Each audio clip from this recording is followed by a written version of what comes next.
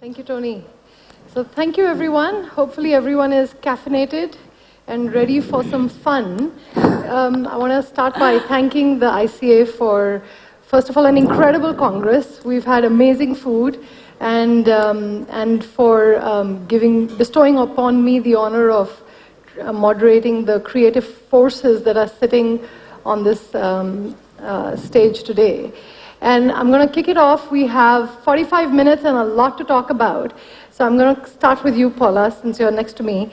Now, looking back on the decades and the experience that you've had in the gem and the jewelry world, what are some of the key changes that you've seen over the decades? How do you find consumer preferences have changed in the last 20, 30 years? What insights can you share with us? Well, when I began, I have stayed true to that very initial goal, which was to create one-of-a-kind, fine art pieces of jewelry, and to never duplicate a design. Because I think we're as unique as our fingerprints, so why would we wear the same jewels? Having said that, I forged a path that had not been forged in my lifetime, in my generation. But that has served me very well, and it was challenging. However, I have found that my demographic rose to the occasion, and they have supported me and they've built me so that I'm able to do my art. I'm a fine art jeweler. I always say, I'm not a jeweler, I'm a painter. I paint with the light of the earth, and I create the jewels from the noble metals. And how do you find that from when you started to now, have you seen any changes in the industry, in retail, in the way do people understand your work better now than they, what are some of those changes that you could think of? Well, the changes in the marketplace, we've had ups and downs. We've had a Gulf War crisis. We've had 9/11. We've had many things that have happened to our world. Yes. And we also have had wonderful things happen like Facebook and Instagram. Right. And we've had great creative thinkers who've connected the world and made us much closer than we've ever been before. So all of this has brought us together as an industry, and also it makes it much easier for the younger ones to come along and promote their own work online. So I think that's been a big change. Thank you. Mr. Scavia, same question. I mean, given your wealth of experience, what do you find, how do you find customer preferences have changed in the last 20, 30 years? Let's say that customers are changed very deeply because the life of every day, everyone in the world has changed. I remember just 20, 25 years ago, 30 years ago, the life, social life was different in Thailand, in Europe, whatever. Of course, changement does not mean, something wrong, something different. Yes. It means that we need to be on stage. We need to be careful and to understand where the society is going. And so it's challenging, and it's good, it's positive. I think that now we have to care very much the wearability. I think that ladies in Europe, in Asia, they want to buy jewelry as far as they can wear often. Yes. Like in the car, the chance. The car that you can drive every day, yes. It's absolutely more successful than the car that you have to keep in the garage. Because this is only for collector. Exactly. And they say, I have 5 cars, Aston Martin, Ferrari, but the car that you use every day, maybe a Porsche, it's successful because you drive every day. Right. So we need to care about this. And on the other side, you have to care about absolutely rarity, because after all, a rarity is a rarity, and a magnificent piece that you can wear maybe once in a year. What is suffering more, I think, is a medium high level of jewelry that Yes. it's a friend. But I think that the market for basic, nice jewelry, nice quality jewelry, it will become more and more large. Thank you. Absolutely. So Chow Chow, coming to you, what started your journey in this world of jewelry? What attracted you? Actually, it has two part of things. The Yeah. first is like apparently because of my father. He was jade wholesaler many years in China, so that's how I get influenced by jewelry in a very young age. But actually, I never really thought about to be a jewelry designer until I went to college in the United States. I graduated from fine art and art history, so I got a lot of chance to work with top art, especially top contemporary art gallery in China. And I work with a lot of great artists now and work with them directly at the studio. That's how I got influence. After multiple internships and a working experience in the galleries and institutions, what I realized is I want to be more creative. I don't want to be a gallery sales girl or run a gallery in the future for my life. I want to be creative. Then that's how I get influenced again. That's how I started my journey. After I graduated from school, I went to GIA in New York. I finished all the course over there, including GG, CAMCAD, and jewelry design. After that, I went to Christie, New York, and the Rappaport Diamond Auction. Then I moved back to Shanghai to establish my jewelry studio. Fantastic. And what about you, Mr. Shivanoviz? I'm the fourth generation in Yes. the family business. Our youngest panel member. and our family is in the jewelry industry for over 100 years. Yes. So I always grew up in the factory, like literally in the factory, because we used to live like above the workshop. And so I always been doing like homeworks next to my father, who's like selecting stones and such. So, and that's only so much you can help them out, other than like making lots of jewelry sketches. So that's the start, and I always enjoy doing lots of drawings. Thank Yeah. you. Well, Smriti, I want to catch you now. And so, jewelry design is considered now it's quite a saturated market. Yeah. And so what are some of the things that have helped Master Strokes, break out, especially given the type of work you create? I don't think creativity is ever going to be saturated. Right. That's nice. So, Master Soap especially has taken over in the way that it tells stories and taking stones and getting the colors around it and creating an experience for every woman to put on themselves. Mm-hmm. Rather than just putting them on walls. The art that we put on walls and in our drawing rooms, it's come on the women's body. That's what we are trying to do. Right. Yeah. And what about you, Chow Chow? Same question. I mean, how did you, find your voice, find your creative aesthetic? And how did you break through? Because a lot of times, I think, especially for a new designer who's starting out, it's a scary. The marketplace is a scary place. Mm-hmm. These days it's especially scary. So for a jewelry designer, what has been the key sort of elements of your success? I wouldn't say success, but for me, the most important thing is to treat each piece as your first piece. You break all the limited. You break everything, the boundary for yourself, and challenging yourself enough. Just create everything as your first piece. Put it all your passion, everything. And each style of design always have the audience. The most important thing is you find your own unique language. That's the most important, because in the end, only your work stays. Yes. Yeah, that's all I believe. Mr. Skavia, anything to add to that?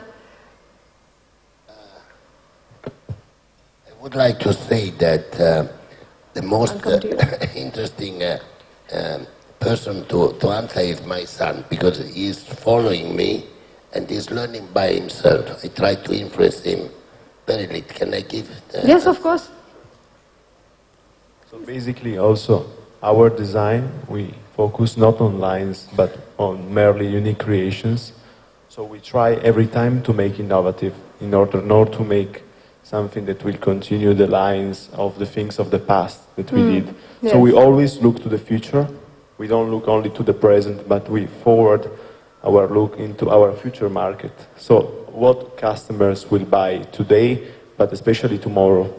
Right. And we look for this because, as my father was saying before, girls now, younger girls that tomorrow will be the tomorrow's lady, they look for something that is rich, nice, distinguishable, but most of all wearable, something that is recognizable, that they can wear not only at galas or at dinners, but during the everyday life. Right. During So- work, so- during, yes. Yeah. And lines of pure gesture. So not complicated lines, but something very recognizable and simple. Simple in a good way, of course. Right. And Paula, what about you? What advice would you give to young designers who are looking to enter this industry? Well, I think the trump card for me, I would advise them to use, which is to become recognizably different. Create your own voice. It's like a signature. When you sign your name, you have an energy there, and you have a visual energy, and you have to define yourself. What do you have to offer your clients? What do you have to offer your industry? What is your message about jewelry and the thousands of years of ornamentation? How do you want to express that? And how do you want to make the most beautiful jewels that challenge you and also that delight you as an artist? Right. And so any challenges you encountered in your journey, of course, in any journey, you will come across moments when you will doubt yourself, when there's a crisis that happens in the financial world, it impacts your business, or, you just have a mental block sometimes. So any challenges that you encountered that had an impact on the trajectory of your journey, or? The only thing I can remember is when the big bailout happened, and all of a sudden, you couldn't sell anything over $8,000. So I would take $16,000 earrings and break them apart and make them pendants, and as long as it was $8,000, I could sell it. It was very weird. I'd never sold for price. I'd never had to. Building along the way, yes. I always lived within my means, and I've never borrowed a dime from the bank. My father told me debt was not my friend, and if I couldn't afford it, I couldn't have it. Right. So I didn't have Advice. those challenges so much, but it was when things happened in the world was when things became challenging for my art. But 2008 was one of the most memorable. But I think if you really believe in yourself and you give it your best, the rest will happen. You have to be well-intentioned. Intention is everything. It even goes into your work. Yes, and Mr. Scavia, any hurdles you remember that you'd like to share which had an impact on your journey? Yeah. First of all, I want to say that as a jeweler, I don't want to use so much the word art. Okay. We are not artists. My guys, we are simple craftsmen Yes. that needs to know how to make jewelry. Yes. Art is a different matter. Art is a nonsense that has no use, not wearable. It is a painting, it is sculpture, it is an architecture. We are simple guys, we are craftsmen, first of all. Then, let's say, there is a lot of memories of my job, that I would like to say. But let's say the thing that I remember that happened often to me, it is when I have to design something for a special occasion for some customer, 50 years of birthday of a wife, of a special graduation for the daughter. And then in this case, I enter really in the life and in the, really in the private life of a family. And this give a relation with my customer, between me and my customer, very deep. So what I recommend to a designer, you design, you create your jewelry, but be at service for your customer to create something custom made. This will give a strong relation between you and your customer. Keeps them coming back for sure. Yes. Yes. And Smriti, anything you want to share about any challenges along the way, or that taught you something? Yeah, I think if you can connect to your customer and you can find and connect to what they want, Right. I think you can overcome all the challenges. Right. And that's the key to take away. And what about you, Shavanaves? The challenges we had in the beginning was to make customer really understand what we are doing. Yes. We are based in Bangkok, and at the beginning, people here, most people, they see jewelry as a symbol of wealth. Yes. And rather than a reflection of their personal taste. Yes. So they're mostly looking for big stones, big diamonds. They're looking for intrinsic value. Yeah, Yes. while what we're doing is completely different. Yes. So it's so we realized that we have to focus our attention to the story of the piece and the experience of the brand. By that we mean trying to make them understand the inspiration of the piece, the process, and make them feel different cuts of the stones, what it's like what's the French cut like and such. So and all of these takes time. So we are in the process to make them understand what we are doing. Yeah. Yeah, no, for sure. And Chow Chow, any checklist that any one of you, actually this is a question for all of you, any checklist that you have when you're sourcing colored gemstones? Is there anything that, everyone has their own sort of method. For me, I'm like, I talk a lot to other people and give a lot of advice, but when it comes to me, I just forget everything and I'm just waiting to fall in love with that stone. But everyone has their own, way of looking at it, because when you're buying for your business, then, you need to be a little more... For me, it's two key points. Yeah. First is color, because we deal with color stone every day. I design for the color stone every day. For me, key is always color. The second one is cutting. I do care about the cutting style a lot. No matter for a classic emerald or a unique cutting for another interpretation of emerald, I always looking for special cutting.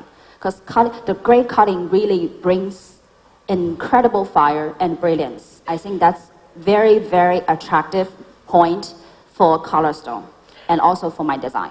Any particular cutting styles that you're in love with right now? Anything? My favorite one, always perfect classic emerald cut for sure. Right. And I also really like hexagon cut and the Lorenzo cut, very special, unique, and give a lot of inspiration for design as it comes from nature, comes from the stone itself. Yeah, for me it's very important. What about you, Paula? Any checklist you can share? For me, as an American, I had the great advantage of being part of my generation's thrust onto lapidary art scene, where we began to take the awards in Germany and we began to take the awards in China because of our innovation in lapidary art. And that was my generation. And so I still, to this day, I use the patented cut of Glen Layer, the Taurus ring cut, the incredible carvings of this inimitable soul that can carve a valve for my Portuguese man of war out of a very soft stone that no one would attempt to do. But I also love the classics, and I think the classics are timeless, and classically and beautifully cut stones are very, very essential to my collection as well. And I think that Thailand, I must tip my hat to Thailand and to the many dealers here and the cutting facilities that have some of the best cutting in the world. Absolutely. And without Thailand, I think Thailand really built me. I say that often. Thailand really built me. Thank you, Thailand. Thank you, Paula. That was lovely. So, Smriti, any stones you're in love with these days? What's What's in your mind? I think what we use most is emeralds and opals, and what we are looking for while buying is just unusual looks, unusual cuts, and unusual shapes. And to bring out the kind of stories that we build around stones, we want them to be all one of a kind. And so we look for some things unusual. Unusual in the sense of they might not even be stones. They can be materials that have not been used ever in jewelry. Like we worked with a Bidri art in India. We did a craft thing with bamboo. So things that are unusual, we'd love to use them. And you use a lot of enamel in your jewelry as well, so opals is always a opal nice is one. my favorite because we work with enamel and we have 300 colors that we work with, and opal and enamel just enhance a piece of jewelry. Right. Yeah. Right. And Mr. Skavia, any stones you're in head over Let's heels say, in love with? Yeah, I want to say that I like, Yes. and North American, Yes. the cut which is called buff top, which is Yes, I like a love the buff cabochon top. on the top and brilliant underneath, and especially in the pear shape. This cut is very, very good, very attractive, especially for semi-precious stone. But very often I use to recut, because we cut also stone in Milano, the color stone, emerald, when there is some flaws, when it is not so perfect. Making a buff top, it will give a great enhancement, especially in the pear shape and in the round. So this is a cut that we use, and I like personally very much. Yeah, it has so much character. Yeah. Yeah, no, absolutely, I agree with you. And any checklist you have when you're sourcing colored gemstones? Let's say I have a little bit special. I see some supplier that they know me. I have special taste in a color stone. I don't care so much about pigeon blood. Pigeon blood, the customer. Yeah, I don't they like ask that pigeon term. blood. I like a special color in ruby. I like a special color in sapphire, which is my taste. That used to be my mother's taste, and also my son has its own special. I think that a color stone is a lady. It's like a lady. Each lady, Yes. he had its own color. You don't need to be Claudia Schiffer. You cannot be. You can be also a normal lady, but a beautiful lady who is able to express something. Yes. So I like in the color stone, the gemstone that is a little bit maybe out of the normal light, and he has its own character. But just like in a pink or in the ruby, the color which is a little bit pinkish, but bright. It's an open sparkling. color. Yeah. I wanted to make a proposal to your association. Yes, please do. Yes. When I was young, I won many times the Diamond International Award, more than 15 times. And it was a great exercise for me. And luckily now, there is no more important contest for the young generation. I think that ICA could promote a contest, worldwide contest, for jewelry with color stone. This should be a great promotion for the color stone and a great help for the young and not young designer who, I remember that every time I was entering the competition, for me, it was a new story. Yes.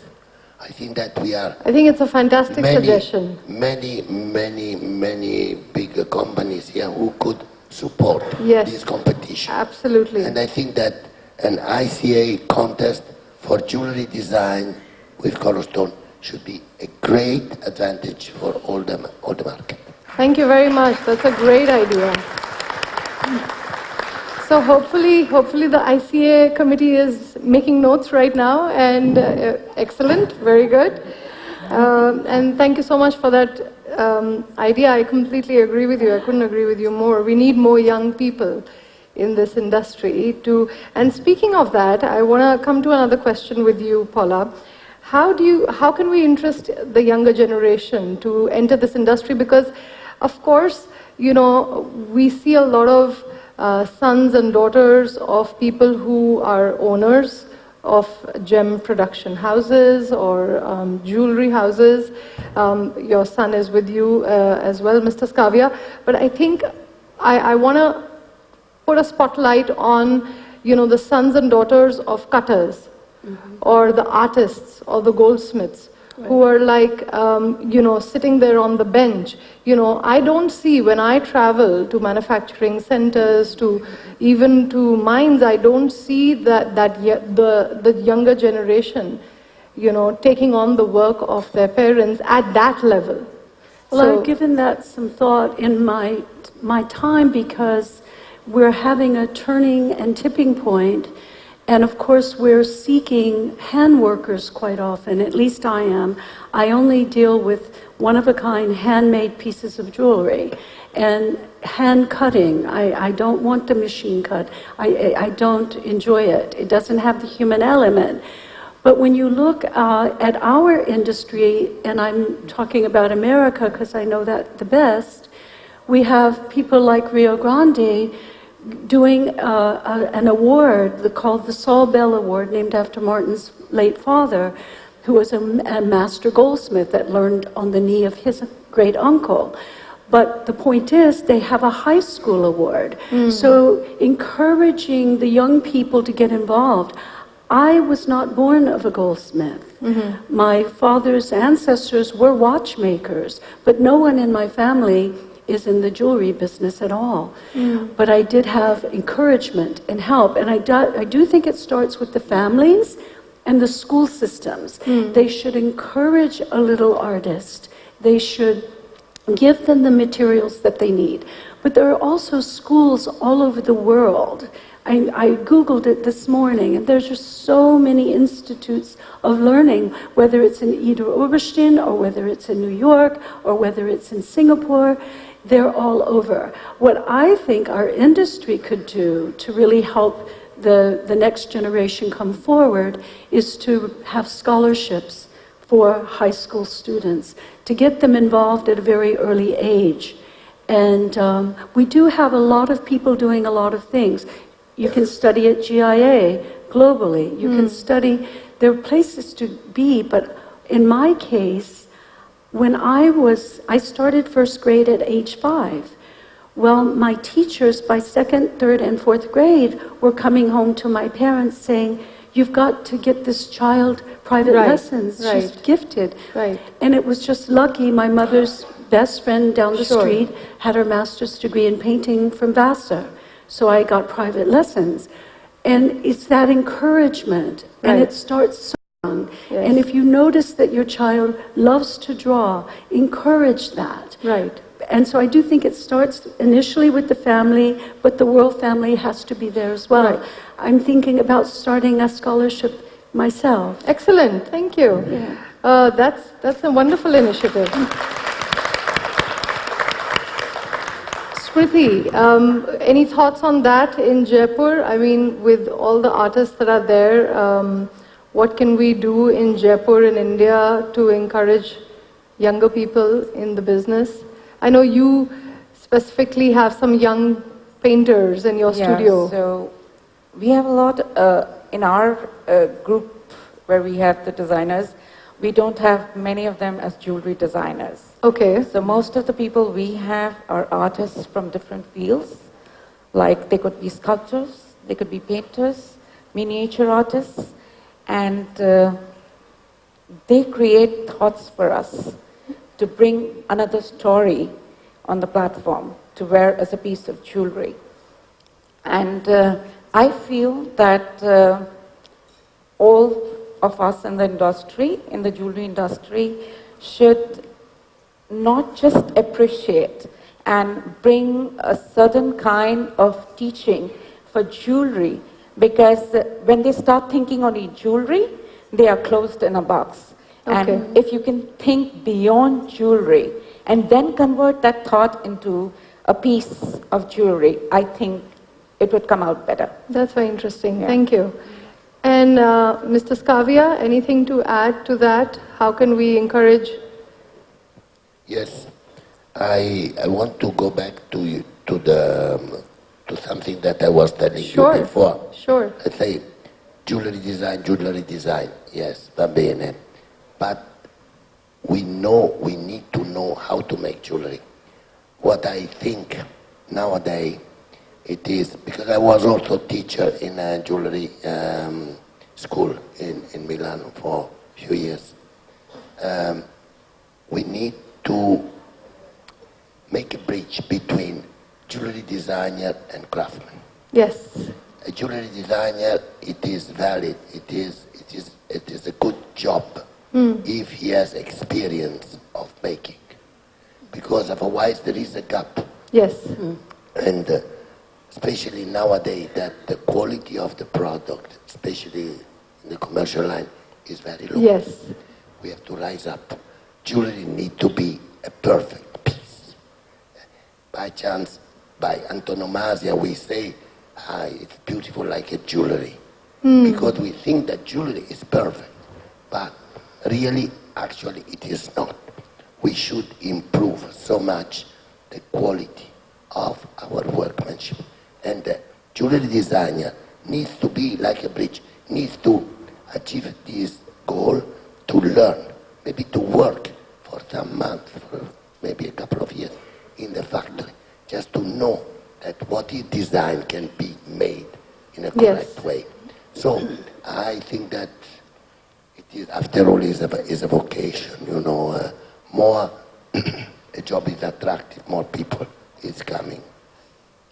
We should also, I think, promote a little bit, you know, the work of the jewelry business, jewelry designer. But we have to do in a correct way, by chance, with communication on this level, manufacturing and creating. Thank you. So Chow Chow, I come back to you and to Mr. Shivanaves. What are your, can you tell us a little bit about how you plan for the next collection? You know, when you're thinking about creating something, is there a process you follow? Yeah. First of all, always, because every year and a half, I would deliver a brand new collection. Each collection around 14 to 16 pieces. Every time what I think about is always the uniqueness. Compared to what I did in the previous collection. The previous collection was, I called Shanghai, was my dedication to my hometown. So the entire inspiration coming from 1920 back to old time when Shanghai was colonized by different countries. We got influence and a lot of beautiful architecture built up during that time. So my entire collection was from that. Was very, very Art Deco inspired and contemporary architectural feeling. So my next collection gonna be delivered in November in Shanghai, which I seek is very, very from all the cutting style and all the shape I use and all the stone I use this time is completely unusual, unique, and all comes from that nature. So each piece I deliver is according to what I see from the stone itself. So every time we're looking for is the uniqueness. I want to break the things different compared to the previous collection, what I deliver. So it's kind of like a challenging process because it's time consuming, first of all, no doubt, and also how you make the things wow. But is it the gemstones that, you know, because for some people it's either architecture or it's art or it's culture that inspires them to start the process of designing, and then the gemstones follow, right, to fill in the colors. With others, it's the stone that speaks to them and that triggers that creative energy. So which of the two, or is there another process that you follow which I haven't mentioned? It really depends on what's the collection I want to deliver for each time. Right. Like last time, the previous collection was literally I inspired by the architecture and art, was my dedication to my hometown. But this time was completely opposite way, because also this collection is more in a young and different way. So the whole process is opposite. I'm going to looking for the stone first. What I get first, then I start work with that. What about you, I mean, the question has been something I've been discussing with my design team very recently. Yes. Because in the past, we've always been just doing whatever we think is nice. Yes. Any design that is nice, we make it. But many times, although people can tell that it's ours from the craftsmanship, but we think it's not enough. As the brand developed, we feel that we need this unique signature, whether it's the form or the symbols that weave and unite all the pieces together. So we are in this process to work this out, but we know that it is the new collection has to be a new category of its own, yet brings out the essence of who we are and our brand. Yeah. Sorry, go ahead. In my case, I always have made one-of-a-kind pieces of jewelry. So for me, it always starts with the stone first, and I won't even buy a stone if I don't see what it wishes to become. It's instantaneous for me. But as I've gone along the journey, I do have collections, but not in the way that I think you're describing, where you have things that interrelate to each other as a collection to wear together, maybe as an ensemble. I don't do that. It just doesn't interest me. But I do create themes.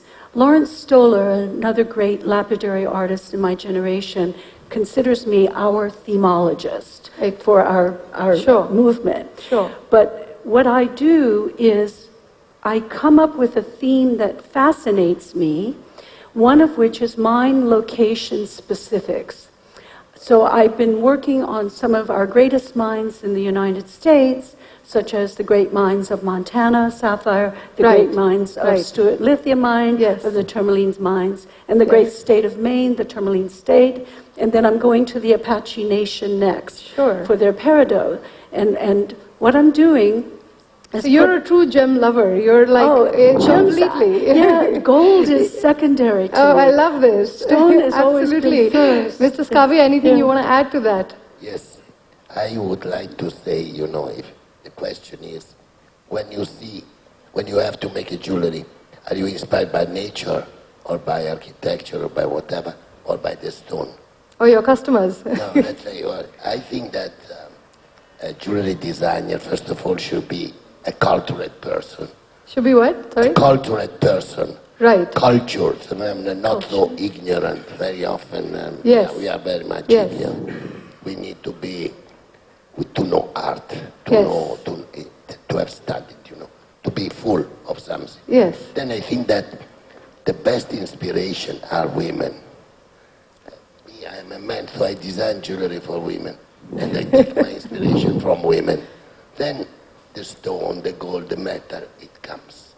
I'm coming and looking at your jewelry next now. It is on the service of this inspiration that it is done by women, but pretty women, please. Yes, okay. I love that. Okay, excellent. Very charming answer, Mr. Skavya. So for the entire panel, what are your views on social media in helping to storytell, market? Chow, you want to go first? And then whoever wants to jump in. For me, social media is hate and love both relationships. Sorry? It's hate love and love. Oh, hate and love. Yeah. Okay. Love is because it does help us, brand jewelry designers, spreading the word, let everyone knows about us. Yes. Because we all right now living based on social media. Everyone's on phone, everyone's on Instagram. Definitely is a great way to storytell and to tell people, to make people feel, wow, attractive, impressive. But the hate is it's also very distracting. It's very distracting. As a designer, we just need to focus on what we want to pursue in the future and now. But this comes and goes. Sometimes it's bothering. So I have to meditate myself all the time to make myself always concentrate my work, that's all. Whatever comes on social media, it's extra bonus, but don't take too serious. I love that. I agree with that. Well, I think social media is very important for the young people Yes. coming on board that aren't, necessarily a child of an already existing family that produces jewelry. And they don't have a lot of money. It's very cost effective. You can get a large audience for very little money. Yes. That's true. So that part is very good for growing our industry, I Yes. feel. Yes. And I also think that it is important to hone your voice as a designer, like in creating our work, which we all do, but you have to get that message through that system, and it's a visual system. So I think that's also very important. And then we have the influencers. So if you're fortunate enough that you can hire somebody that's really skilled at that, then let them do that while you do your work. So that's always an option. You just have to carve it into the budget. And But- what about you? Yeah, of course, it's very important as a communication tool to make clients understand much more directly and strongly who we are and what is the personality of the brand. Yes.